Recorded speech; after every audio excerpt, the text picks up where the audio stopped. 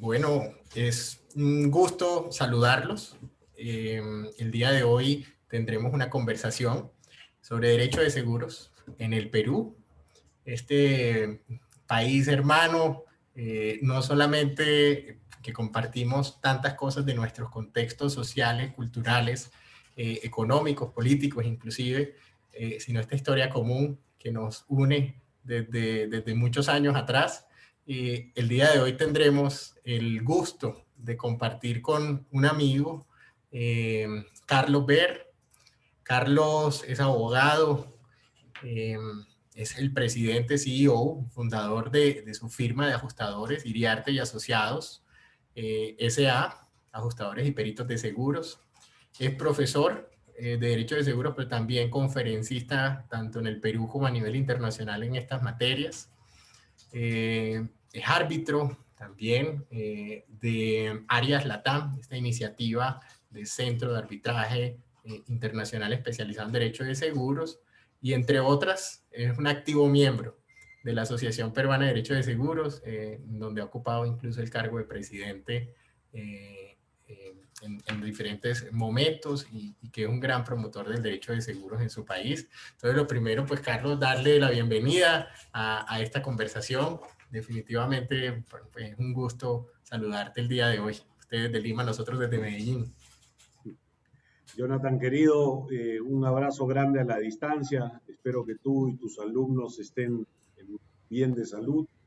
Es un honor y un placer haber sido convocado por ti, gran conocedor del derecho de seguros y gran amigo personal además, y a la orden para lo que ustedes necesiten y para lo que pueda aportar medianamente mis conocimientos. Muy bien, Carlos. Entonces, pues nada, si quiere arranquemos. Eh, pues la idea es que en esta conversación comencemos por un tema que definitivamente es fundamental para contextualizarse. Y es que podamos darle una breve mirada a la ley peruana del contrato de seguro. Cuéntanos un poco qué ha pasado en el Perú con la regulación del contrato de seguro en términos generales y esos hitos históricos que han marcado pues esta regulación allá. Con todo gusto. Mira, en el Perú pasa algo muy simpático. El mercado de seguros, la industria de seguros, la actividad aseguradora estuvo regulada básicamente en el Código de Comercio, que estaba vigente desde el año 1902, con gran influencia francesa y española. Inclusive ahora aún se mantiene vigente, pero con muy pocos artículos, básicamente los relacionados al comercio marítimo internacional. Es con nuestra ley 29946, emitida el 26 de noviembre del 2012 y que entró en vigencia 180 días después, es decir, el 26 de mayo del 2013, que el Perú se pone un poco a la vanguardia, si se quiere, en esta materia y se emite la ley del contrato de seguros, la ley 29946. Con esta ley lo que se hace es regular por primera vez en materia de seguros la actividad misma, se definen los roles de cada quien y toma una relevancia mayor la Superintendencia de Banca y Seguros, que es la institución y el organismo público regulador en materia de seguros de banca, de financieras y de AFPs. Es así que a través de la superintendencia, luego que se da la ley y esta entra en vigencia, que la SBS emite una primera resolución, la número 3203-2013, denominada Reglamento de Gestión y Pago de Siniestros.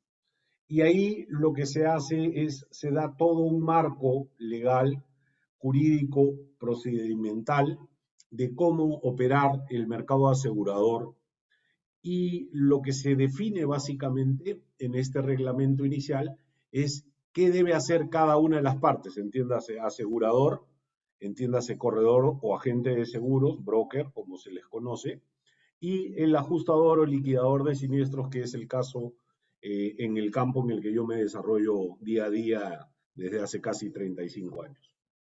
Luego, la superintendencia durante todos estos años ha ido haciendo algunos apuntes o de redefiniciones en la norma, pero empieza ya la actividad reguladora con fuerza a raíz de la resolución SBS 809-2019, emitida el 27 de febrero de ese año, del 2019, en donde ya se establecen las reglas de juego, por llamarlas así, para cada una de las partes. Entonces, a través de esta última resolución, que es un reglamento donde se establecen normas y controles para toda la industria, se involucran a todos los actores y se marca la cancha, como diríamos coloquialmente, ¿no? Para desarrollar el negocio de seguros en el Perú. La superintendencia, digamos, no problema, sino lo que más adolece es que, si bien es cierto, hay gente que es técnica en lo que hace, son profesionales, son muy pocos los que realmente están metidos en el día a día del negocio. Entonces, claro, como ente regulador doy pautas generales, pero no entro al análisis en detalle. Y nuestra ley, digamos, está definida por algunos expertos, lo cual yo no comparto mucho, pero está definida como una ley súper proteccionista al consumidor. O sea, es muy pro consumidor.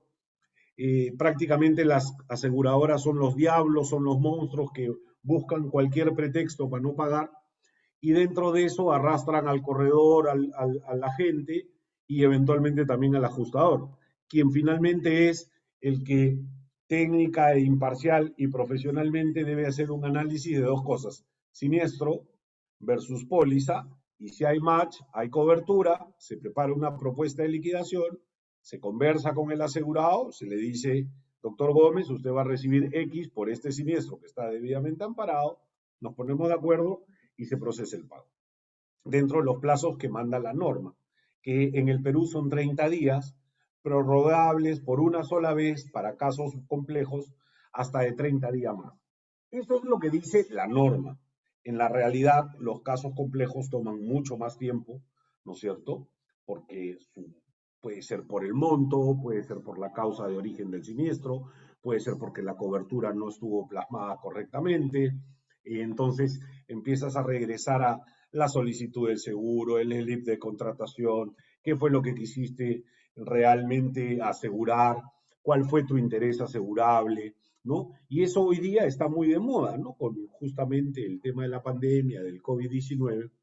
Nosotros durante el año pasado y este año hemos venido recibiendo una cantidad enorme de consultas, de siniestros inclusive declarados a las compañías de seguros, por el famoso tema del business interruption, del lucro cesante, bajo las pólizas de todo riesgo.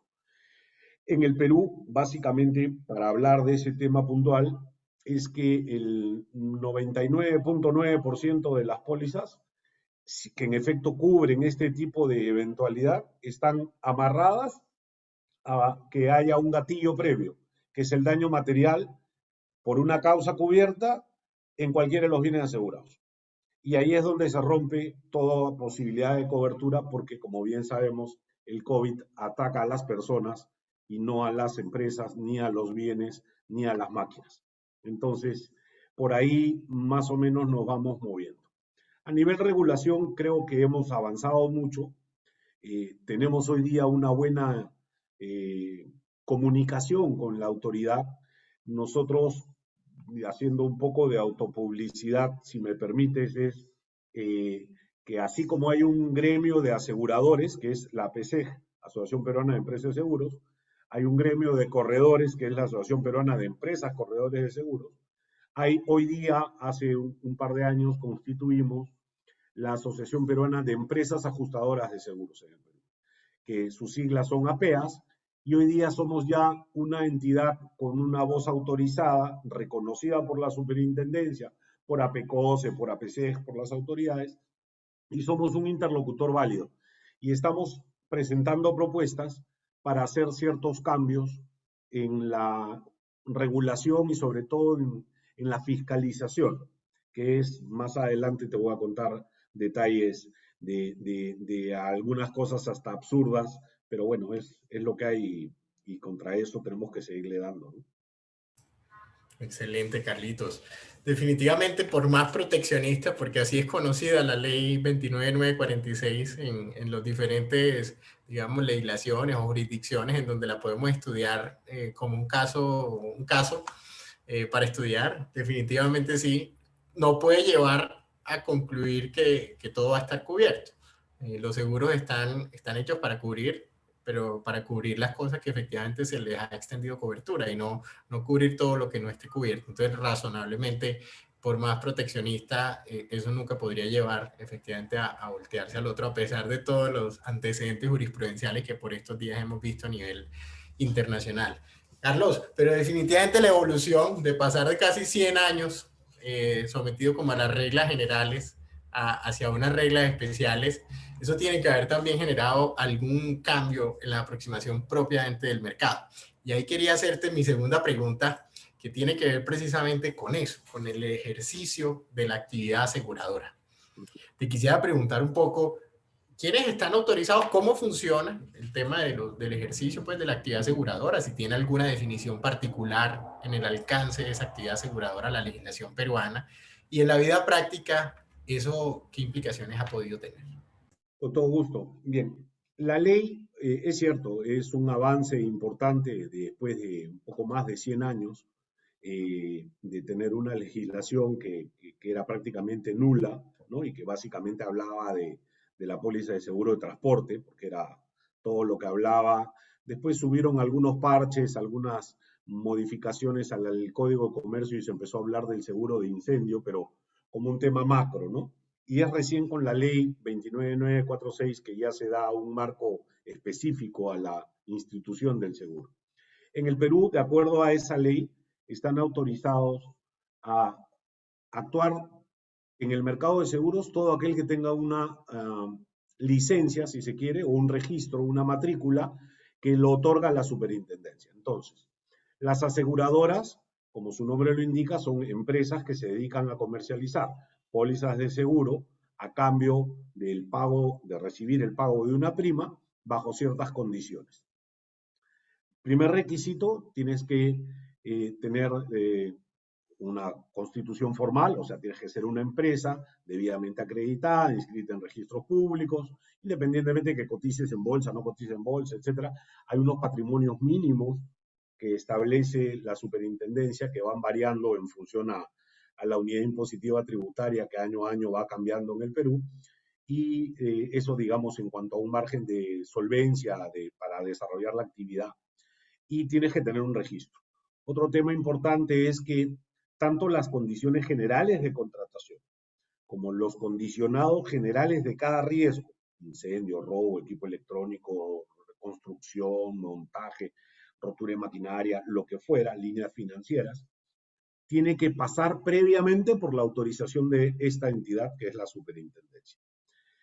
Lo mismo pasa con las condiciones particulares, lo único que obviamente no pasa por ese filtro son las condiciones especiales, que es un tema ya de negociación entre asegurado directo o a través de su corredor y el propio asegurador, donde, como nuestro buen amigo Gabriel Vivas señala, ya delimitas el riesgo, ¿no? Ya no es un riesgo simplemente per se incendio abierto, sino lo vas acotando y le vas enmarcando las reglas de juego para esa situación.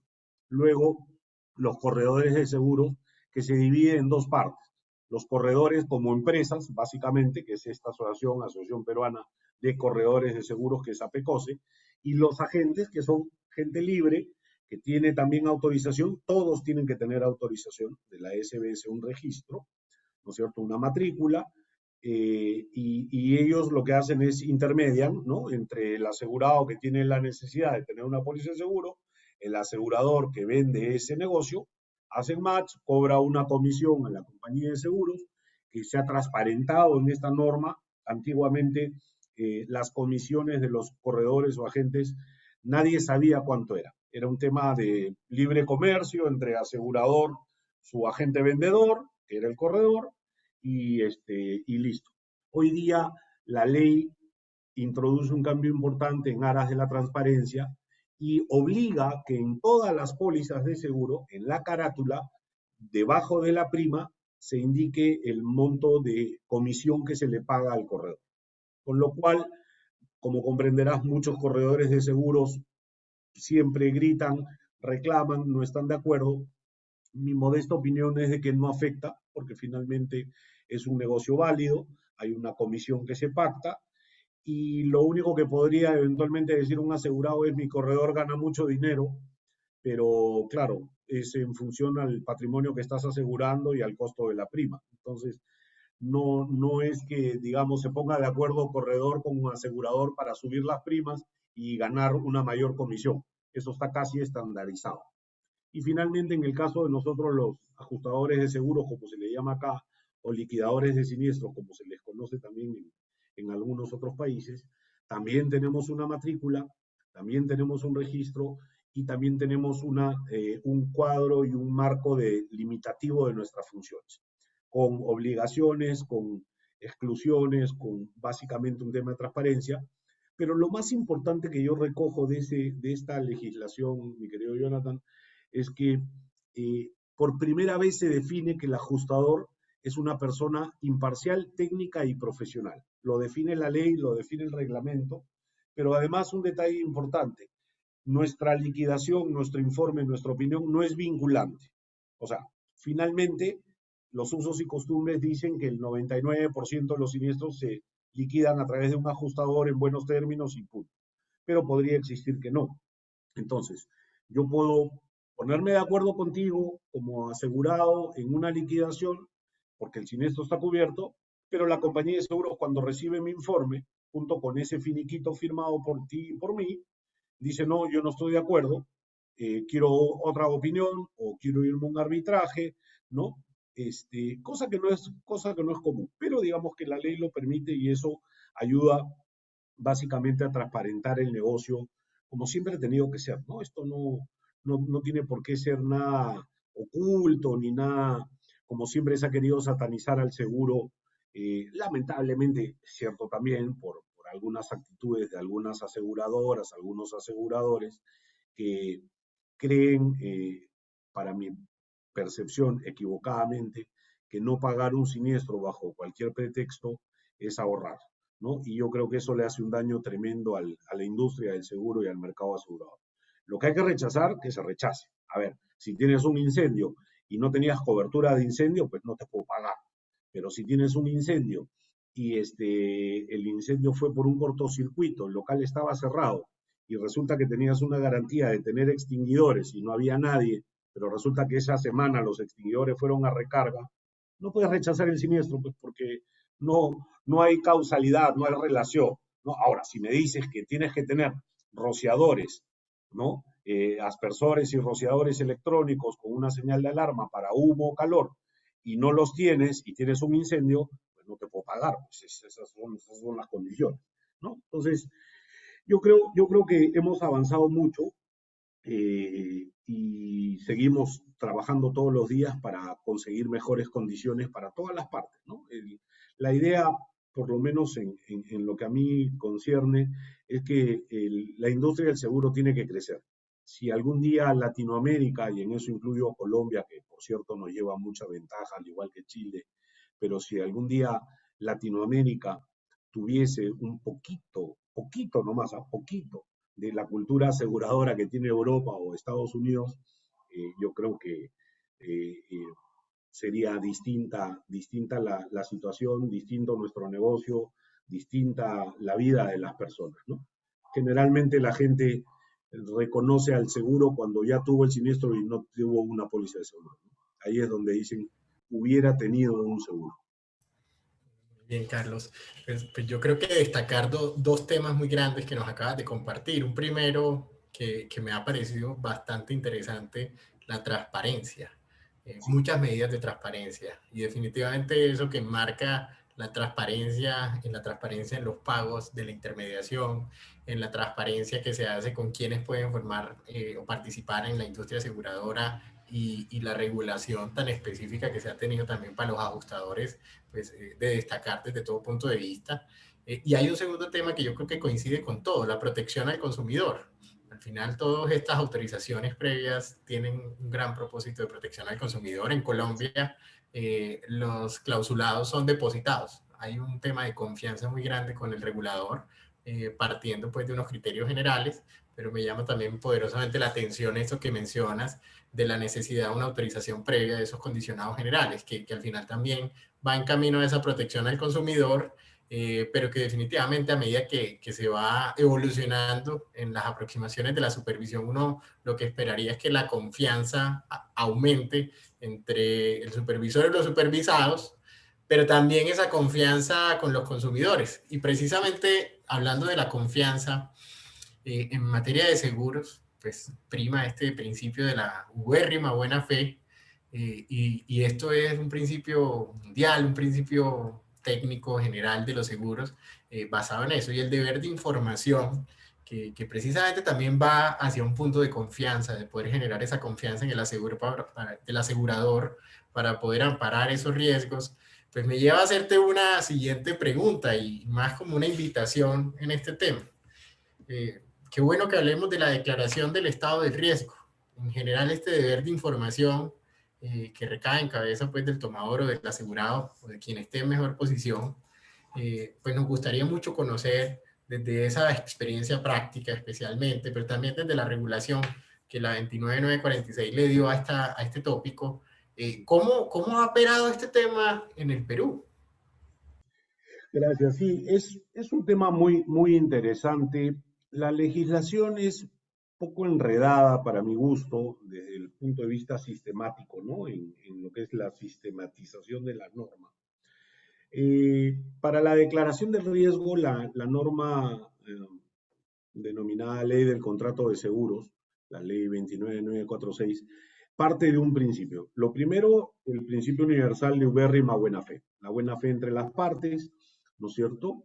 La transparencia en la información de ida y vuelta, y eso parte de lo que establece el artículo 5 de la Ley del Contrato de Seguros, que es que la solicitud del seguro, que es el inicio del el ex ante, ¿no es cierto?, ante cualquier contrato, partes de eso. Y partes de la solicitud que hace el asegurado de buena fe, ¿no es cierto?, que le presenta una propuesta al asegurador para un riesgo determinado sobre un patrimonio determinado, uno o varios riesgos, ¿no?, sobre un patrimonio determinado, y de ahí empieza a moverse la maquinaria. Entonces, ¿qué pasa cuando esa solicitud de seguro no está bien encaminada? No necesariamente hablemos de dolo, simplemente hablemos de falta de conocimiento, ¿no? El asegurado, si es que es un contrato directo con el asegurador o a través de su agente, puede dar algún tipo de información no correcta, no necesariamente falsa, que es otro tema, ¿no es cierto?, sino no correcta, una apreciación no completa, y eso un poco que se da en el día a día, la norma lo regula a través de la inspección del riesgo. Las compañías de seguros están autorizadas y generalmente la mayoría de ellos lo hacen, sobre todo en montos asegurados importantes, ¿no? Hablamos de repente 5 millones de dólares para arriba, 10 millones de dólares para arriba, dependiendo de las espaldas de cada asegurador, que necesariamente hacen una inspección de riesgo. Van, conocen el local o los locales, puede ser una cadena de hoteles, puede ser una industria que tiene varias plantas en distintas ciudades del país, puede ser una universidad con varios locales a nivel provincial o en Lima, en varios distritos, ¿no? Y se hace una inspección del riesgo para verificar, primero, que lo que me estás diciendo es verdad, que lo que me estás pidiendo es verdad, y luego se hace una tarificación, ¿no es cierto?, en función a la exposición, al PML, que es la pérdida máxima probable, ¿no es cierto?, y establezco ciertas condiciones. Pero normalmente ya cuando en el día a día, en el trabajo como liquidadores te encuentras, es que o no se hizo la inspección de riesgo, lo cual es potestad de la compañía de seguros, o sea, no es que la compañía de seguros esté obligada por ley a hacer siempre una inspección de riesgo, es potestad, asumo el riesgo o conociéndolo, o lo asumo a ojo cerrado y a cruzar los dedos que en la vigencia no ocurra nada de lo que yo asumí como riesgo ciego, ¿no? O sin ver o sin conocer. Y luego lo que tienes es la declaración en sí, ¿no es cierto?, del interés asegurable. Es algo que a mí me gusta, me apasiona ese tema porque yo creo que lo primero que debería demostrar un asegurado para declarar su riesgo, para delimitar su riesgo, es la transparencia de la información y tener un verdadero interés asegurable, ¿no? O sea, que realmente yo exprese a través de diversos documentos, formatos, lo que fuera, que tengo una intención de asegurar de buena fe, ¿no es cierto?, lo que yo considero necesito resguardar en mi patrimonio a través de una póliza de seguro.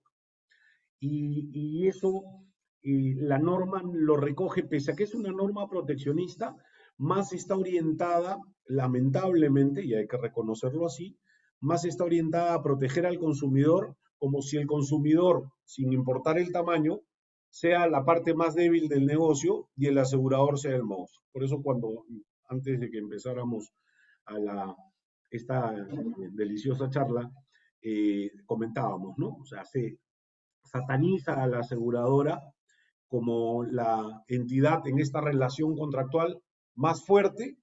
No necesariamente, hay grupos económicos que son mucho más grandes que 5 compañías de seguro juntas, ¿no es cierto? Aquí y en varios sitios del mundo, ¿no? Y por lo tanto, pero se le toma como el más débil, ¿no? El más débil porque no pudo revisar. El problema en la transparencia de la información justamente y la declaración del riesgo es que ni el asegurado ni el corredor leen las condiciones de la póliza. Es decir, no leen los contratos. Entonces, cuando ocurre el siniestro, ahora, perdón, paréntesis, mientras que eso ocurra y no ocurra siniestro, todo chévere, todo bien, todo cool, todo funcionó bien.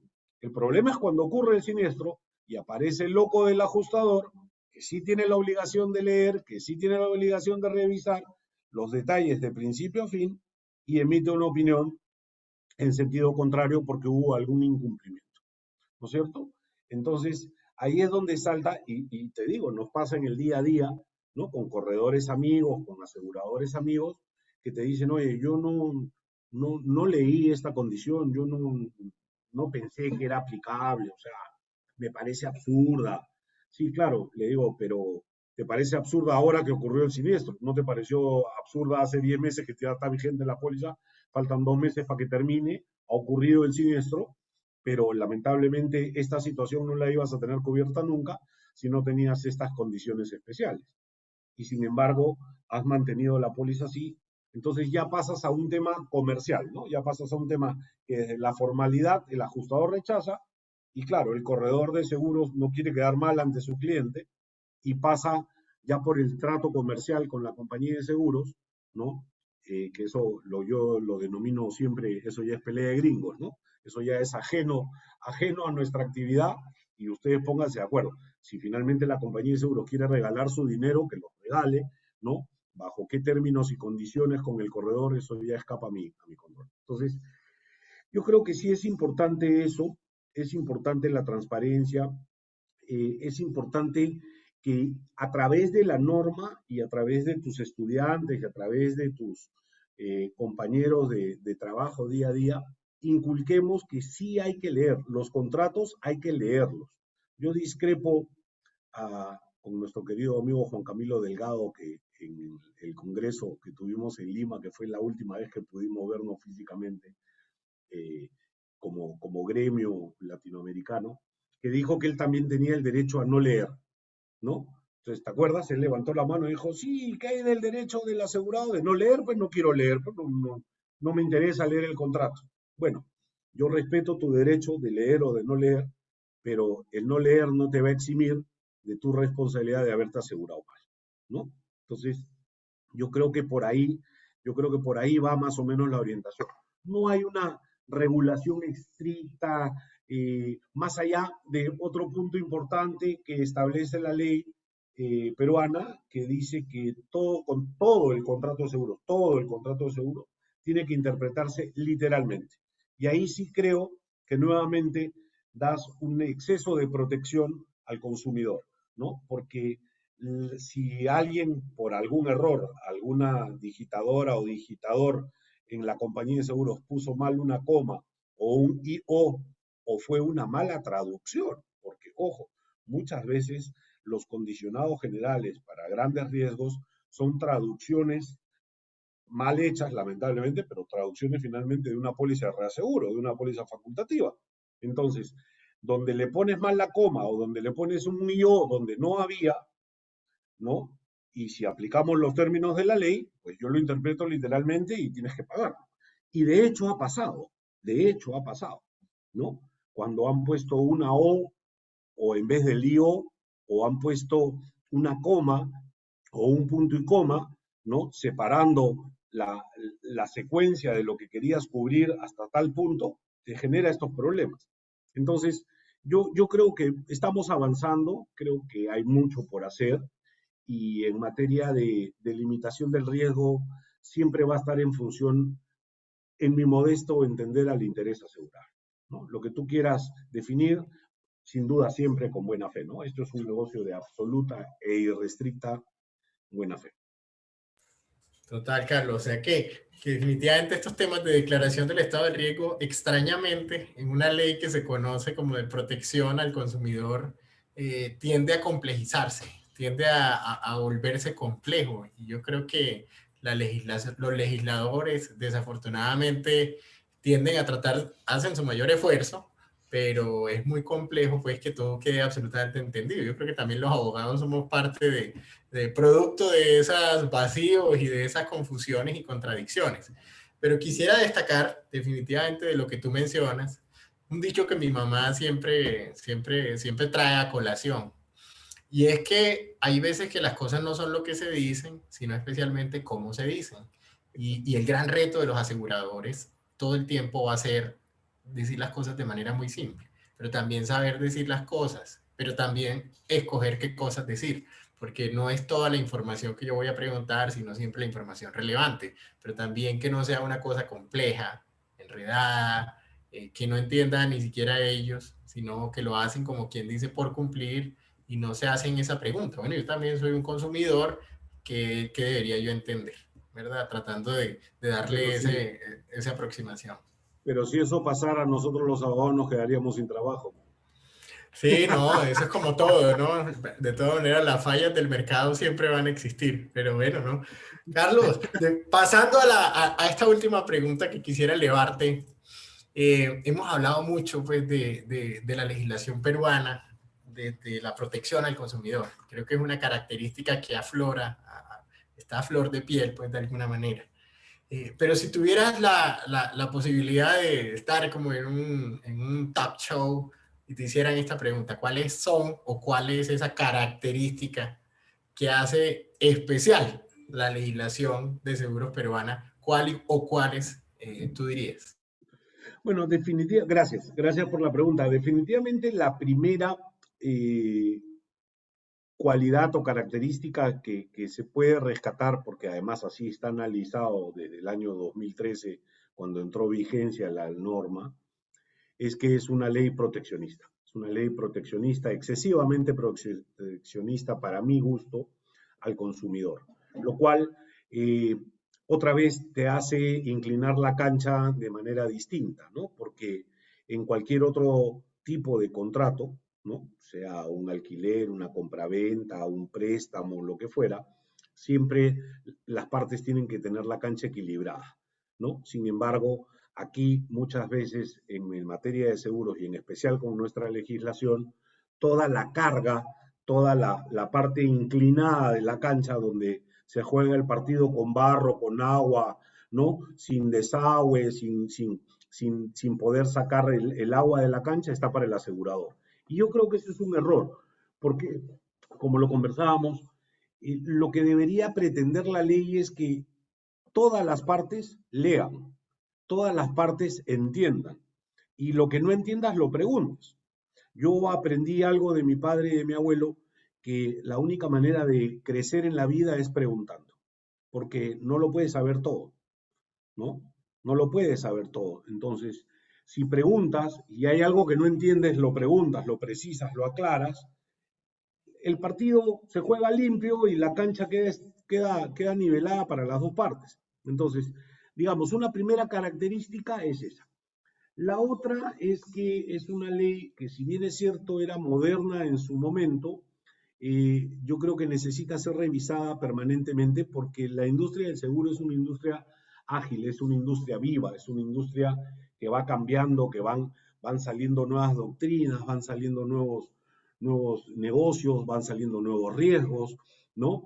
Eh, Uno de los temas que siempre yo he discutido a raíz de todas estas consultas por el famoso COVID es que nunca hubo un interés asegurable, inclusive ni siquiera en la póliza de seguro de Wimbledon, porque la póliza de seguro de Wimbledon, contra lo que todo el gente que desafortunadamente creo que no lo entiende, no es una póliza de lucro cesante por la pandemia, es una póliza de seguro por un no show, es yo contraté la realización de un evento y por alguna razón, entre la que no está excluida la pandemia, no se desarrolló. Es como que mañana en Medellín, ¿no es cierto? Hagamos pues un concierto de Shakira con J. Lo y por alguna razón que pretendemos nosotros como organizadores llevar a cabo, no se lleva a cabo el evento y para eso hemos pagado una póliza de seguro que nos cubre esa circunstancia. Nos cubre la circunstancia de que no se presente. No que se presente una sola o la otra más tarde, no. El negocio era que se presentaran las dos, ¿no? Y eso, entonces, como hay un tema vivo, hay una industria viva, yo creo que eso debería ser también materia siempre de estudio, de estar adecuándonos, de estar atentos. Sin duda que otra característica que tiene la ley que yo sí rescato como un tema a favor es la transparencia, ¿no? La transparencia, insiste mucho en la transparencia. Si bien es cierto, muchos doctrinarios, muchos jurisconsultos dicen que es pro asegurado, pro consumidor. Yo creo que no, yo creo que apunta más a tener lo que te decía, las reglas de juego claras, la transparencia por delante. Esto es un libro abierto, o sea, ¿por qué si en cualquier otra industria tú tienes todas las cartas echadas sobre la mesa, por qué en el tema de seguros no va a ser igual? Entonces, yo rescataría esas características modestamente de nuestra legislación, que por cierto siempre tiene que perfeccionarse y que tiene que recoger siempre información y situaciones del resto del mundo, ¿no? Excelente, Carlitos, ¿no? Pues yo creo que sí, la legislación no puede preverlo todo, y ni tampoco regularlo todo, pero sí debe dar las bases que permitan resolver esas situaciones que puedan presentarse. Pues la verdad es que esta conversación me ha gustado mucho. Te agradezco de manera muy especial, desde el fondo del corazón, pues este tiempo, la disposición que has tenido para nuestra conversación y nuevamente agradecerte por toda la generosidad en compartirnos estas ideas de lo que está pasando en materia de legislación peruana de seguros, porque esto nos enriquece cada día más las discusiones y conversaciones que tenemos en nuestras clases. No, el placer es todo mío, Jonathan. Tú sabes la amistad que tenemos a lo largo de todos estos años. Para mí es un honor poder estar contigo, con tu cátedra, con tus alumnos y, y nada, seguir en esta industria. Es una industria viva. Yo sí considero que una póliza de seguros que ampare un siniestro pero que no se pague oportunamente es como si no existiera. La compañía de seguros, en ese afán de transparencia, una vez definido que el siniestro está amparado por la póliza perfectamente, tiene que pagar. Y eso es uno de los puntos que la ley, ya no solo la ley, sino más que nada el reglamento que mencionábamos al inicio de gestión y pago de liquidación de siniestros, establece, ¿no? Y fija un plazo máximo de 30 días, desde el inicio que se completa la documentación de sustento del reclamo hasta el pago final, ¿no? Inclusive sanciona a la aseguradora si hay una demora en el pago. Empiezan a correr unos intereses que están establecidos en la norma, son intereses establecidos por el Banco Central de Reserva, no es el interés comercial ni mucho menos. Pero yo creo que vamos por buen camino. Y nada, para mí es un placer, un honor saber que están bien, saber que estás bien tú, tu hermano, tu madre, toda tu familia. y las veces que quieran estamos aquí a la orden para intercambiar y aprender sobre todo. Eso es lo más importante. Muy bien, muchas gracias, Carlos. Nada que agradecer, mi hermano. Un abrazo grande. Un abrazote.